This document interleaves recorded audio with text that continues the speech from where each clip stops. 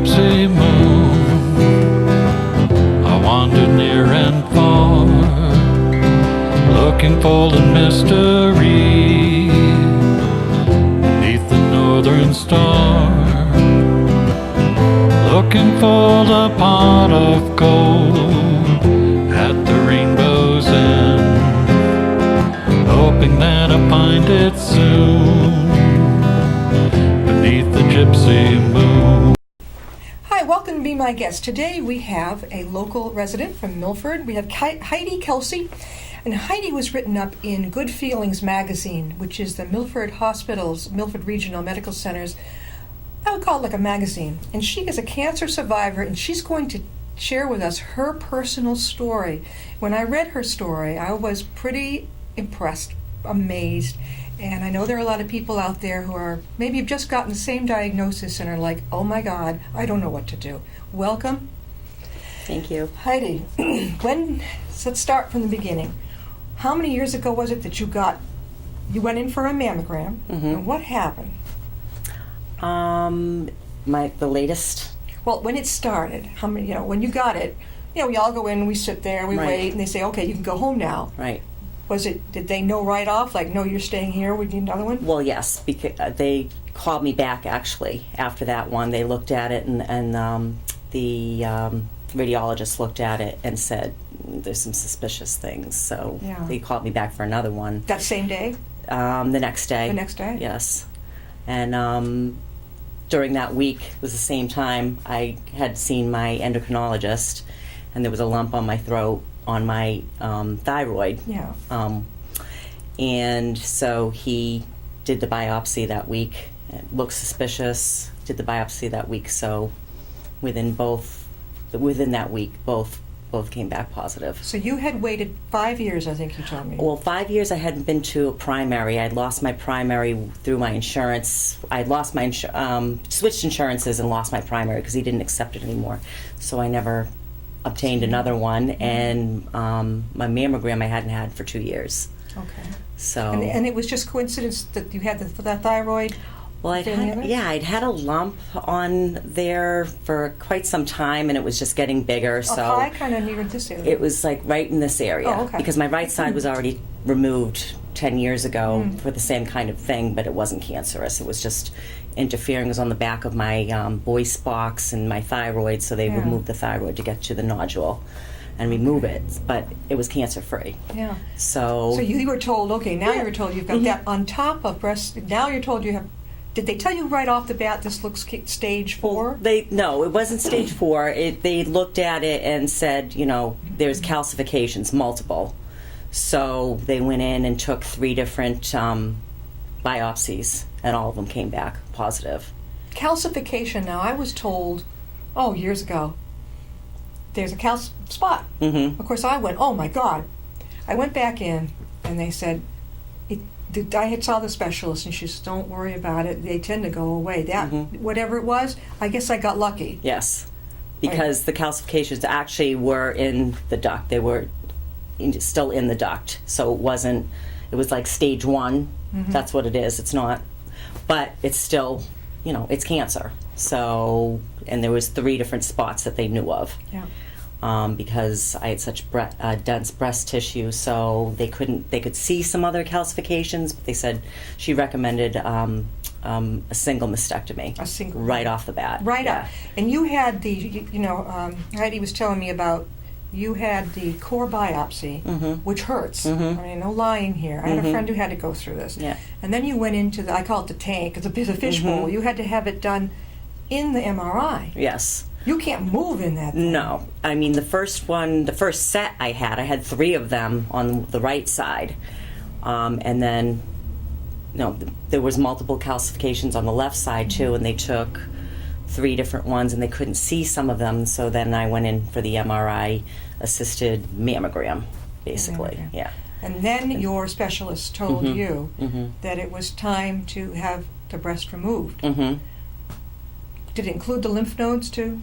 Yes. It did. That was on the right side. On the right side. So she suggested a single mastectomy, and my dad passed away when I was 12 years old. He was 41 years old of colon cancer. My mom survived breast cancer, lung cancer. They removed half of her right lobe, and then eventually died of pancreatic cancer. So We had all I these just, things hit you like, Yeah. you know, like that. well, the pancreatic cancer she actually had, I was diagnosed because she had told me, you know, you're always telling me to take care of myself and you need to take care of yourself. Promise me that, because she knew it was terminal, so she knew she was going to pass. And we talked. I actually, my daughter and I both took leaves of absences from our jobs to take care of her the last 3 months. Both of you, yeah. Yeah, she was diagnosed in October. It was like 2 weeks after my daughter got married, and then she passed away in January. And Of then, last year? Of 2016. And So it was all- 2015 that she got diagnosed in October. My daughter got married October 3rd, and then 2 weeks later she got diagnosed. And Dr. Kadis, who was her Yes. oncologist, Mona Kadis? I've met her, yeah. Well, she's ended up being my Yeah. oncologist. She's a delight. She's I like her, wonderful. yeah. I mean, she had treated my mother throughout those 10 years of Yeah. all her cancers, and she came in, my brother and I were there, and came in to my mom after she had the testing, because she was having problems with her hip. And she said, this isn't like the other cancers. It had spread to her liver and bone, and so all this time, you were tending to your mother, Yeah. but what you had was creeping up. Yeah. And you were totally unaware of this. I had no idea. So now you've been told you're going to need the surgery. Yeah. Well, she told me to make sure you get Yeah. a primary and take care of yourself. So after Yeah. she passed, and then Then you did. it was like 3 weeks later, I ended up getting a new primary, and she said, you know, you haven't had a mammogram, you need to get a mammogram, and you need to go to your endocrinologist and see what what's up with that lump. Did you have And that taken out first? he took the whole thing. I mean, he went back in. There's a scar on my neck, Yeah. and that had just cleared up pretty much after the 10 years. So it was Dr. Wilson, who's the surgeon. The endocrinologist sent me back to Dr. Wilson. He said, you might as well stay with him. Yeah, you know? sure. So he opened me up at the same spot and took the nodules out, because there was 3. There was the one big one that was cancerous, and took the 3 out, and then the rest of the remainder of the thyroid. And how long between that surgery and when you had your breast removed? So when I found out about all of it, the two of them had to get together, Dr. Yeah. Wilson and Dr. Pham, Yeah. because I went immediately when I found out through the biopsies to Dr. Kadis, and I said, what do I do here? Who do I go to? She's like, well, obviously Dr. Wilson, because he had done your other prior surgery, but definitely Dr. Pham. I would never send you to anybody else. You need to go to her. Yep. So I went to her, and so she and Dr. Wilson, she said, well, it's more important, I think, that she do this first with the breast. So that was May 12th of 2016. And then Dr. Wilson removed the rest of my thyroid June 24th. Well, so you had 2 thyroid surgeries? I Or just had the one. The one. Just the one. So I had the breast surgery first. Yeah. With, they did the reconstruction at the same time. So they put the expanders in. The Dr. Davidson from Wellesley was there for the surgery, for the breast surgery. So she did the double mastectomy. He put the expanders in at the same time. And then I would continue to go until September, when they took the expanders out and did the implants. But I had the expanders filled up every 2 weeks. I had to go to Wellesley and have them filled. So you went all the way to Wellesley. Oh, Why yeah. couldn't they do it here in Milford? Well, because that was, she had a couple of different plastic surgeons that she worked with, and that's the one that she recommended. And I'm glad she did, because he did a phenomenal job. And he was all my doctors were great, but he was just so caring and so personable, and his staff, and just, they were very professional, made me feel comfortable. Heidi, did you go to any support groups? Yeah, I think they have one at Milford. I went, I think actually, no, it was before I even had the surgery. I think I was just kind of reeling from what had happened with my mom, because she was my best friend. I mean, we were very close. It was my brother, my mother, and I left after my dad passed away, so she really, we were very connected and very close. So I think I was a little bit off from that, and then just getting this double diagnosis. Yeah. So I went and spoke with somebody at Dana-Farber, and I think I just went once, and I was okay. I mean, she just said your feelings are legitimate. You know, I always try to be strong and not feel that way and not be, but I was just kind of overwhelmed. So it was just nice to talk to somebody. But We're talking with Heidi Kelsey, and Heidi is a cancer survivor of breast cancer, and this is about her journey through this. And I think a big message, well, I know a big message here is to you girls out there, do not hesitate to get a mammogram. Yeah, it's not fun, but you know something, with some girls, it doesn't hurt. You know, it's a luck of the draw. I know that after I had my son, I went through a period where I didn't feel it. But you can always take a couple Advil an hour or two ahead of time. Where there's a standard joke with the girls in the waiting room. Yeah, a guy must have he must have designed this Invented machine. it, yeah. Yeah, because I mean to be you know nice about it, you can picture a guy going through this. No way. no, it's like a hamburger press. absolutely. But they try to make everything as easy as possible, and it doesn't take long. What, No. 5 minutes? Yes. And what's the worst part? I think not knowing if you're new to it. I think I was like you. I was in my 30s, I think, when I started. Just because I'll do it. Just Right. because. I think I do it now every year. Bone density, too. I think I try that every 2 or 3 years. Just to keep up on the osteo, you know, thing Right. there. But, all right, so you had the surgery. When you woke up, were you like, oh, thank God that's over? Did you feel that way? I did. I mean, I had so much support. I just felt, that I have to do this and I need to get better. And I was more concerned about being out of work because I had just started working full time Yeah. at the hair salon. And I knew I was going to be out for quite a while. So I was more concerned about that. And just like I said, being healthy and just getting through the different procedures. We're talking with Heidi Kelsey. Heidi, if there's a lady out there or two who would like to ask you some questions and share with you her fears or whatever, how could she reach you? I think the best way would be through email. Okay. And my email, should I tell them? Sure, go right ahead. My email is hkelsey, Kelsey, 8264 @gmail.com. And feel free, absolutely. To I ask, mean, yeah.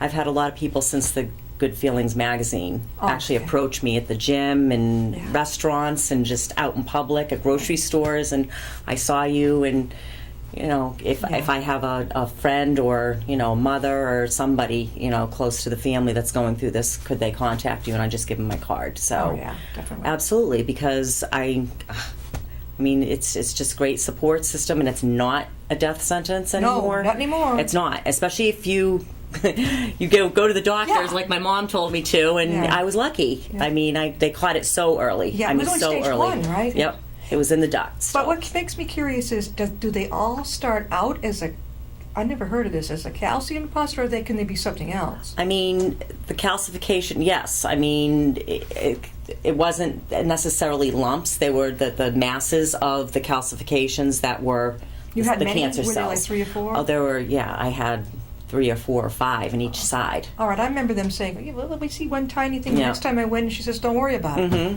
So I don't know.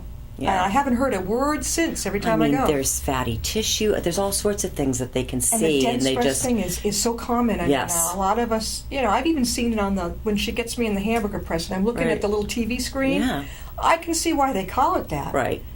And I mean, their don't know. jobs are extremely difficult. I I mean, wouldn't when they lie. were doing, No, yeah, you know the girl coming in is not looking forward to seeing you. No, You know? no. And even the radiologist and to read, I mean, obviously they're trained and they're educated to do that, but just because I was looking and I was seeing, certain things, but how do you know whether that's a calcification or normal tissue or, I mean, yeah. They know. They know.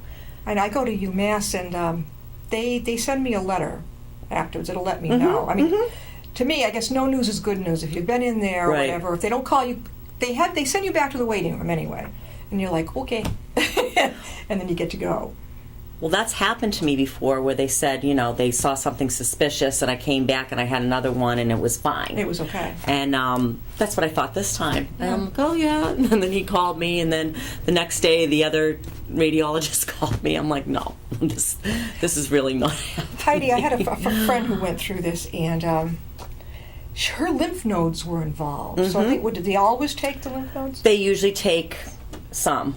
I think they took, was it 22 from this arm? They didn't take any from this arm because I didn't have it Yeah. in this arm. So they ended up taking it, and I developed Lymphedema? a condition called lymphedema. Yeah. I was having problems just lifting. I couldn't lift my arm over past my shoulder Yeah. without pain, and I mean, it wouldn't go. Yeah. So it's a buildup of fluid from the lymphatic system that when you take the lymph nodes out, it's just kind of the fluid builds up and But it's how do stuck. they take care of it? So what I did was go to PT, which she wasn't a physical therapist, she was an occupational therapist right here in Milford. Wonderful, Elizabeth Davis. And within, I think it was the second visit, I had almost full range. You could do it. So what she does is a method called lymphatic drainage massage.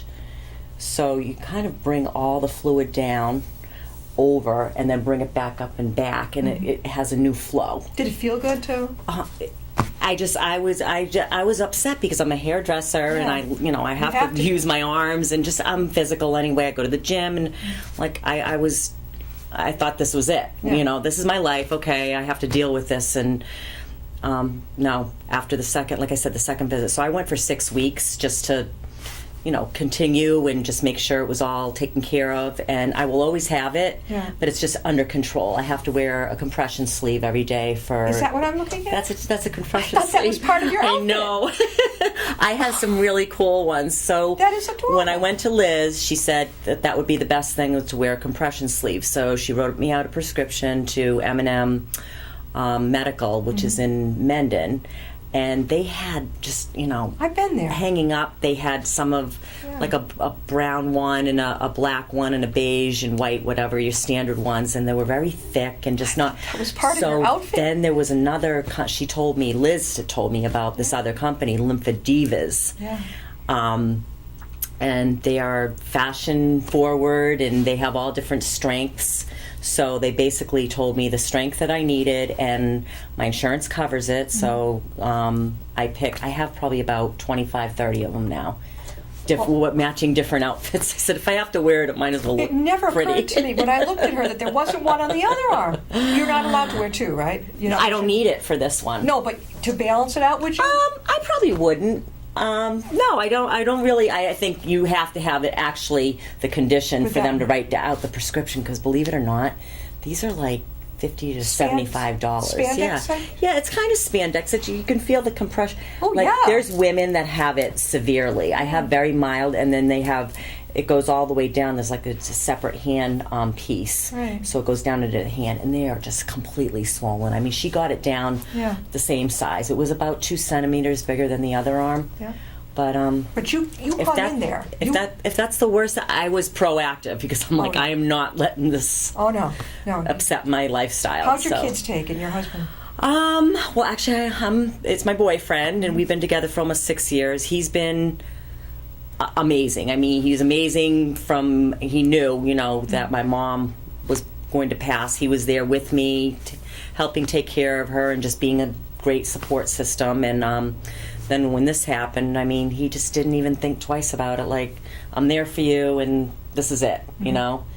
I just want you to be healthy and get better. And my daughter, who's a nurse at Brigham and Women, she was there. I mean, my son took it a little less.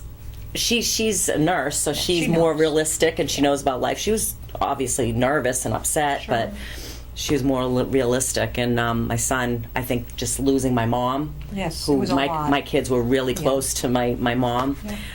Now their mother's going through it. And he just kind of lost it. And I just said, we're good. We caught it early. We're good. We're being proactive. Everything didn't have to have chemo, radiation, tamoxifen. I'm so lucky. A friend of mine didn't have to either. And hers was way ahead of yours, I think. What was I going to say? Oh, did they let you leave the hospital the next day? I think she did. It's same three days, because I had the double mastectomy, and I guess it's the breast surgery is very risky as far as infection. So you chose to have, even though the other breast wasn't. You said, this is it. That's it. I'm not more messing with this. Because I know a lot of people that had a single or a lumpectomy, and they have to go back every 3 to 6 months. I'm not doing this for the rest of my life. I'm not. No. Because that was worse than what I went through as far as the surgery, as far as I'm concerned. It's just the not knowing and going through the okay, well, we see something, and then we're going to have another biopsy, and no. Are you getting out there, Kelsey? I mean, Heidi. I called her by her last name. Oh, That was okay. her nickname when I was Okay. growing up, Kels. Well, there is a first name, Kelsey. Yes, everybody's, yeah. Yeah. Are you getting out there and sharing your story? Are you getting out there and I mean, at first, I just, I just wanted to get better, and I would wear the sleeve, and people would ask me about it, and I just, I'm not, if somebody asks, but I think now it's really important to get the story out because of early detection and because you don't have to be afraid. I mean, you heard the word cancer back in the day, and it's like, okay, I'm done. And it doesn't Not have anymore. to be that way. Even the guys with prostate, it's not a death sentence anymore, not at all. I mean, my brother actually, a year before my mother was diagnosed and passed, he had prostate cancer and had the prostate out. So, but it was very early, and he gets regular checkups because of my dad. We were having colonoscopies at 35 years old because my dad died at 40 of colon cancer. You don't mind getting that done? No, it's like I said, it's maintenance. It's Roto-rooter? I know. None of it's pleasant, but it's better than the alternative. Well, to me, the other one, the down your throat Roto-rooter, Oh, yeah. they would probably have to completely caveman me to put me out. I know. mean, really well. That psychologically really bothers me. No, Oh, I know. oh, no. The other one, I know. but I mean, you think of some of our ancestors, like my grandfather and great-grandmother who lived into their 90s. They never had that. I'm thinking, No. No. it doesn't have to be in your family. But I do know a lot of people who do it, like the girls with breast cancer in their family. It is smart. Every girl is smart to get her mammogram. You can go up here to Milford. You could go over to UMass. You could go out wherever you want to go. Right. But, I'm always hoping that they've got a good reader on your mammogram. And when you do get the notice that, yes, we're fine, we'll see you next year, that they really mean it. Right. It's this. I mean, the technology is amazing. Now they have the 3D mammograms at Milford, and their breast center, amazing. Dana-Farber's right across the street, so a lot of those doctors, like some of the doctors that treated my mother, they were satellite doctors at Brigham, where my daughter works, so she knew a lot of them, and now they're exclusively at Milford. And that's why I did the Good Feelings magazine, because they were doing the spotlight on the breast center at Milford. And Did they come to you? Dr. Pham, my breast surgeon, called me back in October, and she said the Good Feelings magazine came to her and said they're spotlighting the breast center. And they said if there was a patient that would be a great story, a feel-good story in a positive, situation, and who would you pick? Yeah. And she picked me. And she So picked you. she called me and she just said, this is going to be, there's going to be a lot of people reading this. Yeah. It's like they send it out to thousands of homes and all the doctors' offices. And she said, you're going to have to get into detail. And I said, well, of course, if I can help somebody. Yeah, And why not? at this point, my modesty's out the door. I'm like, okay. It's like after you have- everybody. It's like after you have a baby. Yeah, It's exactly. like, I can remember having my son thinking, I don't care who comes in here, just get this out. I know. I don't care who you and are. I actually just went through this. I told you, my mom passed away in January 2016, but it was kind of like the circle of life because then my daughter had her first baby, got pregnant after my mom passed, and then had her first baby December of 2016, and I was there. Yeah. When you didn't have to go through the chemo radiation, so you didn't have to face what some girls, or a lot of girls have to, would they have to find a little wig, things like that. I told my best friend, well, she was, at the time we knew, and I said to her, if you have to get a wig, guess what? I'll get one too. I'll go with you, and we'll both get one. Right. I don't need one, but I thought this might help her. Yes. And she didn't. She didn't have to. She cut her hair real short. I don't know why anyway, but she went through. She gained a lot of weight though. Really? I don't know why. Was She it was like heavy a when she went in okay. too. Do you think weight has anything to do sometimes? Sometimes they're saying it does and it doesn't. You're so trim. Look at you. Yeah, I've been working the thyroid because they took it completely out. They're still regulating it. My levels are still off. So I had gained a lot of weight Is it underactive or over? It was under, but it wasn't even. I don't even have a thyroid anymore. So basically, the hormone medication, they have to level it. So I mean, my calcium was all off before, and now I think it's the TH4, which actually sends the message from your brain to your thyroid what's going on, and it's high. So he's regulating it, but I'm also being really proactive, going to the gym all the time, and I'm trying. But don't overdo it to the point where you're exhausting yourself. No. Would you advise? I know a lot of girls. They go, and they can't. Don't let yourself go. If you want a new hairdo or you want to do something great while you're going through the process and everything, now's the time to do it and have fun? Absolutely. I mean, that's just. I think that's what. Especially when my mom was sick. I mean, we would do her nails and her hair, and just to make you feel better. I'm in favor, really. But a lot of the girls who have chemo and radiation, there are so many cute wigs that look exactly so normal. They're amazing. And the little hats, they're also cute. Yes, and they have actually specific people that knit the hats over at Dana-Farber. I mean, I spent the past, like I said, 10 years going because of my mom. Right up here, up the street. Up the street. Yeah. They're phenomenal. Through all her diagnosis and then through my own. They're just... We're talking with Heidi Kelsey, and she is a breast cancer survivor, and she's been sharing her journey with us. And I'm glad she's here. We get the message out a lot more.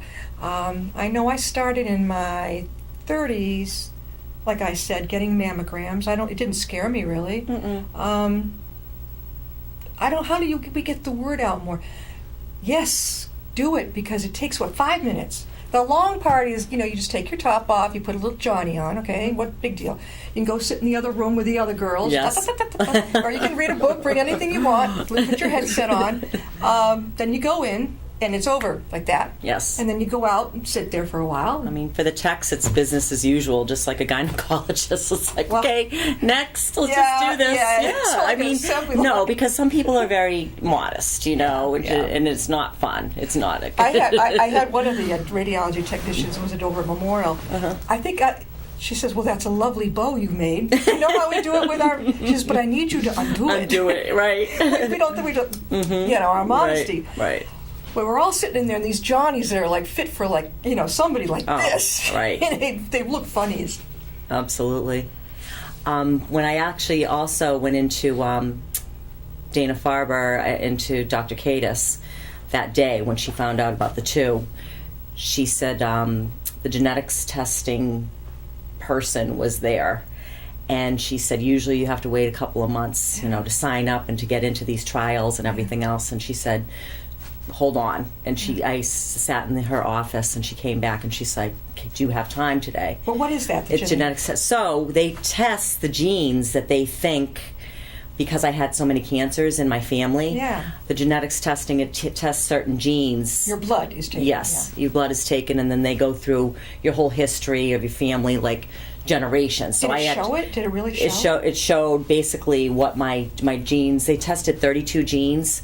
So obviously for the breast and for the ovarian, and then crossed to colon, everything, and all 32 came back negative. Which it would have been better for me at the time to know what my mother's genetics testing was, because that would affect me.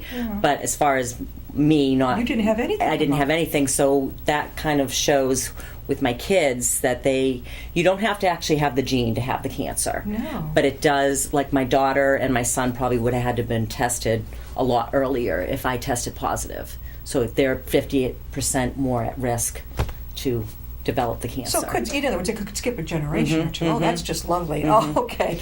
I could see where you would be great, with the support groups around, going in and sharing your strength and hope with these women. Absolutely. Because a lot of them are just absolutely petrified. I know my friend was, but her big petrified was the needles. And I tried to say to her, they can rub a little ember cream on you. Right. And you won't really feel it. They do have numbing creams. Yeah. I tried to calm her down. Yeah. And then I think she was so worried about maybe what she'd look like. And so I said, if it were me, but I said, that's not who I am. No. You can take it, you can stuff it, play football with it. I don't care. I said, just get it out of me. I don't want it. And you were so smart. I know. I had to, because I did not want to have, psychologically and emotionally, I didn't want to have to deal with that. No. And it's not, when you think about it, it's not who we really are. No. You know, you're not going to be loved or liked any less. No. In fact, you're going to be able to survive and live. Right. And to be able to pass your story on. Well, we just Heidi kind of Kelsey, have to, my yeah. gosh, this has been wonderful to have you on. She's Thank you. a power of inspiration. And Heidi, one more time, if there's some gals out there who would like to hear your inspiration, they're going through possible breast cancer or mastectomy, how can they reach you? Don't even think twice about it. You can contact me through my email, and I'd love to talk to you, even meet with you. Have a cup of coffee? Yeah, sure. My email is hkelsey, Kelsey, 8264 @gmail.com. That's pretty special. You know what? That it really, really is. It's a whole new world out there, and women are coming forward. They're brave. She looks awesome. She could be a model. So, see, you don't go downhill. You keep going up. Right? When I saw her come in, I'm like, you can't be seen. She looks awesome. And you're a hairdresser. Yes. Yes, I work right here in Upton. Yes, Hair fair. Hair fair. You can go over and visit her. Yeah, come see me. Thank you, Heidi, so Thanyou much. Thank you for We'll having see me. you next time. I'll be my guest. Bye.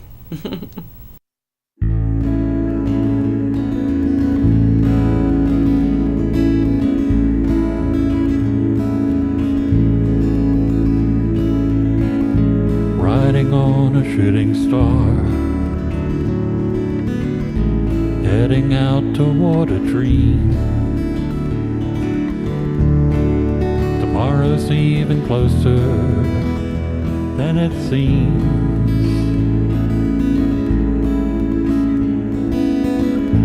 Moving through the cloudless sky, heading out toward the moon. I am dancing to the lunar tune.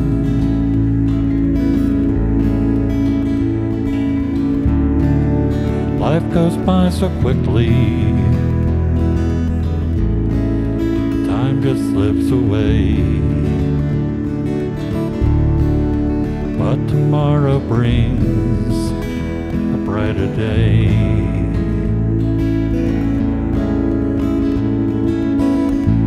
Soaring out among the planets, in the vast array of space, I can feel the moon's embrace.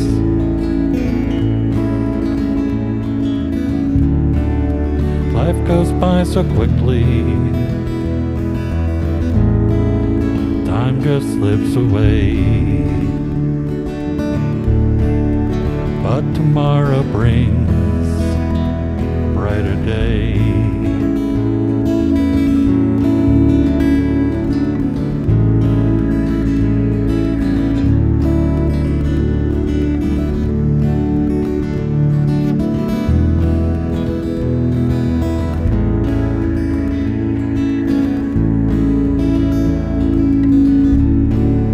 Life goes by so quickly,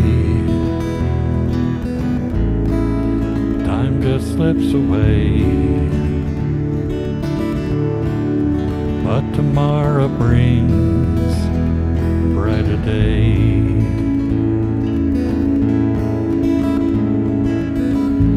Riding on a shooting star, heading out toward a dream. Tomorrow's even closer than it seems.